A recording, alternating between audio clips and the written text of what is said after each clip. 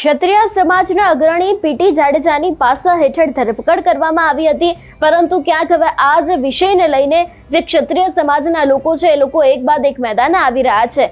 શું છે સમગ્ર વિષય જોઈશું આજના વિડીયોમાં. નમસ્કાર, હું હંસિની અને તમે જોઈ રહ્યા છો નિર્ભય ન્યૂઝ.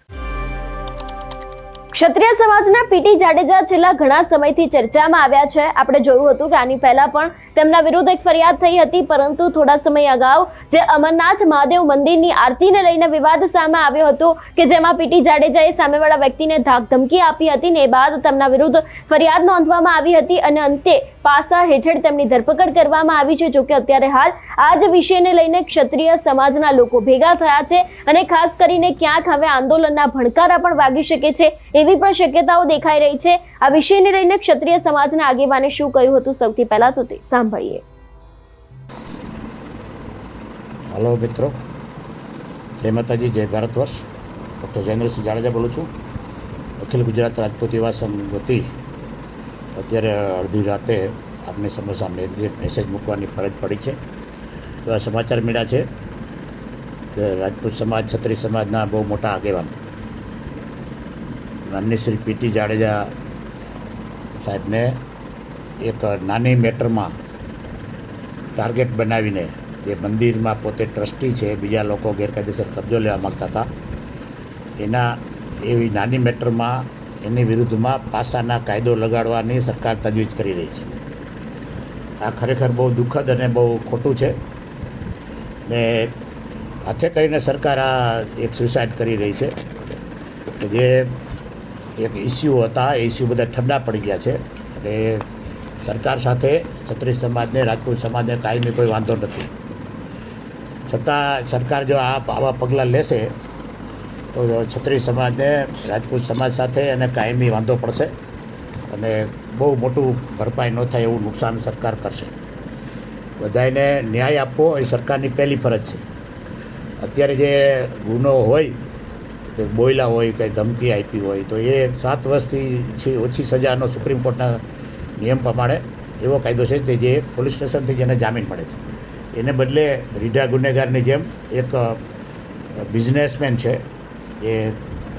જે સરકારને પણ લાખો રૂપિયા ટેક્સ આપે છે અને એક લો એબાઇડિંગ સિટીઝન છે, એને આ રીતે ગમે તે ફિટ કરવા રાજકીય રીતે હાથો બનાવીને કોઈ ચડાવે એટલે તો એ મારી દ્રષ્ટિએ ખોટું છે. અમે એનો વિરોધ કરીએ છીએ અને વખોડી કાઢીએ છીએ. એ આજે એવી નાની મેટર ચાલ્યા જ રાખતી હોય છે.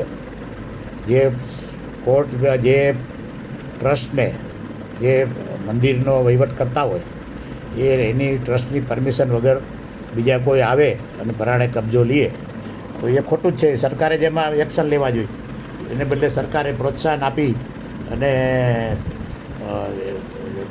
રસ્તામાંથી હટાવી દેવા માટે થઈને કદાચ એને લાગશે કે આપણે અહીંયા જીતી જશું, પણ એ આખા ગુજરાતમાં એના બહુ ઊંડા પ્રત્યાઘાત પડશે અને સમાજને છંછેડવા જેવો નથી. એટલે હું બધાય સત્તાવાળાને, મુખ્યમંત્રીને, હર્ષભાઈ સંઘવીને બધાને વિનંતી કરું છું કે તમે આવા ઉતાવળા પગલાં ન લ્યો. તમે કોકના કહેવાથી એ સ્થાનિક રાજકારણમાંથી કે ગમે તે રીતે તમે ઉતાવળા પગલાં લેશો તો તમારે માટે આ એક રાજકીય રીતે પણ તમને નુકસાનકારક થશે અને ન્યાય માટે ક્ષત્રિયો લાખો બલિદાન આપ્યા છે. દેશ માટે, ધર્મ માટે કરોડો બલિદાન આપ્યા છે. તેના કારણે દેશ, ધર્મની સંસ્કૃતિ ટકી ગઈ છે. તો એના ઉપર આ એક બહુ મોટો અન્યાય થશે. એટલે સરકાર આની નોંધ લઈને તાત્કાલિક આવા આકરા પગલાં ન લઈએ એવા મારી સ્પષ્ટ રજૂઆત છે અને એના પ્રત્યાઘાત મોટા પડશે.